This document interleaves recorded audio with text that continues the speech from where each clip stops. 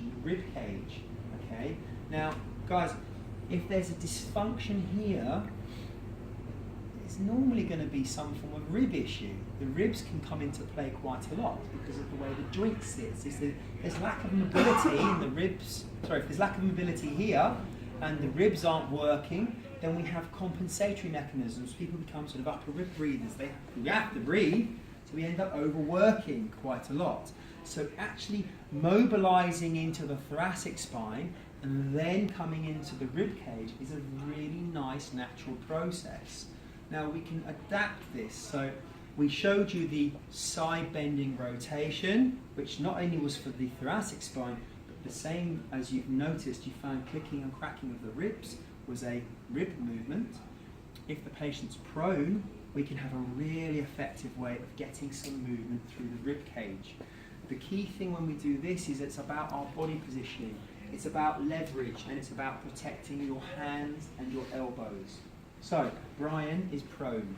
If Brian was real and we haven't got a face, I would just... You're just going to put his head to one side, okay? Just protect that. Now, we're going to create a rotation through the pelvis, yeah, to affect the rib. Yeah.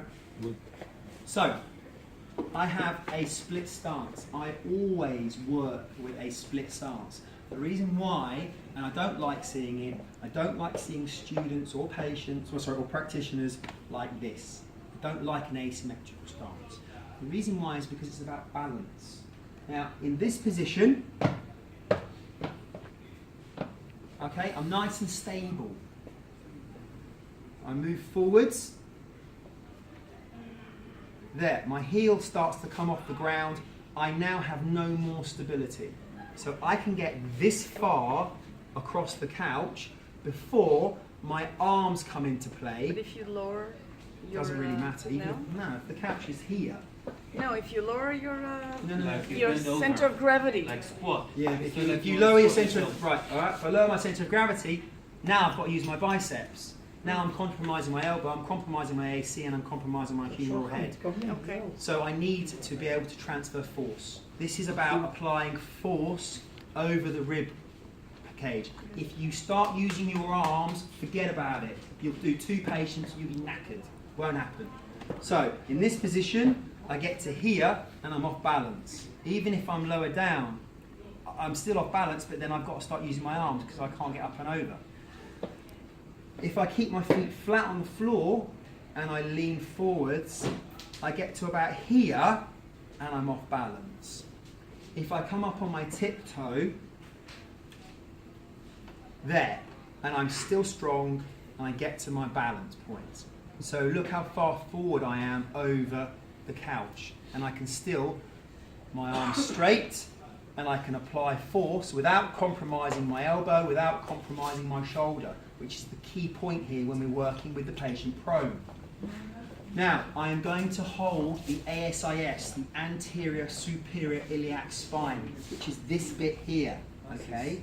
ASIS, yeah? PSIS, we know that. I will hold the ASIS and I'm going to bring the patient towards me in rotation. Now, can you see why I need stability? If I'm down like this and I try and pull him over, there is no way I'm moving you, there's no way I'm moving you, and there's certainly no way I'm moving you. Jeez.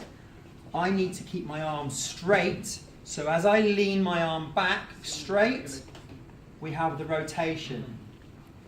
Now, my opposite hand is going to contact the rib cage. All right? Now, I will have a flat hand over the erectors, but the key thing here is I need to protect my shoulder. If I don't protect my shoulder and I bring him through and I drop down, I buckle straight away. I need to internally rotate my shoulder. If I look, internally rotation, if I'm like this, I drop down. If I internally rotate my shoulder, joint is locked and I'm nice and straight. I can apply force without it compromising me as a practitioner. So we will bring them over. Now this is where you've got to get a little bit flamboyant. Because in order for you to internally rotate your shoulder, you need to flick the old heel out. The old little kinky boot. Up and out. That movement, look, naturally locks my shoulder straight across. So we are contact, I'm up, and as the patient breathes out, look, I flick my little heel out. Yes, it looks fantastic. Yes, Saturday Night Fever all over again. But I apply. Does it make sense, guys? Yeah. Yeah? So as I flick my heel out, look, not only does my shoulder internally rotate, but look at the direction of my fingers. Look at the joint line of the rib cage. Rather than dropping straight down, I angle my fingers through the internal rotation of my shoulder, which means the force now is directed down the line of the rib angle. Make sense? So it's twofold. Firstly, it protects you as a practitioner. Secondly, it allows you to drive that movement at that oblique angle. Okay? Because if all we do is drive our body straight down, at what point in the rib cage is it at its most vulnerable? Where do you fracture your rib? Oh, 11, 12. Here. 13 and 14. Here. Not ribs 13 and 14. No, no. You ain't got Floating. That's 11 and 12. Floating one. The rib cage, this is the weakest point, because when it compresses, yeah, they tend to fracture here. I just Yeah, on the broke my sides. ninth. My gallbladder. Yeah. I just broke my ninth. You did you? By a kick. Oh, wow. So I have a question. Yes, sir. Usually when I do this, I prefer doing it with my forearm, with Okay. this part, because here I can put, in my opinion, too much pressure and I'm afraid to break it. So I'm thinking about like with Right. this one. That is, in my opinion, ineffective. Because, Less leverage. I'll tell you why. Because, firstly, not only am I now having to drag the patient round with my own bicep, but I'm also compromising my L5S1 because I'm now in a flex position putting excessive load through that junction point. So let me just show you the two differences. I'll show you one person. I'll show you one person. The ribs are actually a lot more robust than you give them credit for. Than you give them credit for. Stay. Can I borrow you? With as minimal amount of force to me as a person, because my AC joint is degenerative because I used to do techniques like this. Yeah? Repetitive loading, which means now my shoulder's compromised, which is effective, and just look after yourself. Yeah? Alright? Thank you, I appreciate that. Thank you. Yes, darling. Going along the same line of protecting ourselves, I'm sorry if it's silly to ask. You can, go hip over here for me. Bring the leg across, Right. That one. and then you can banana, just move your body this way for me. Banana it away.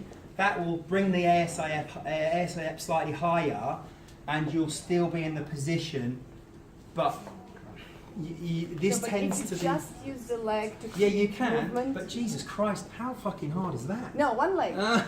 Only the No, it's, if you, are you going to do it on someone this size?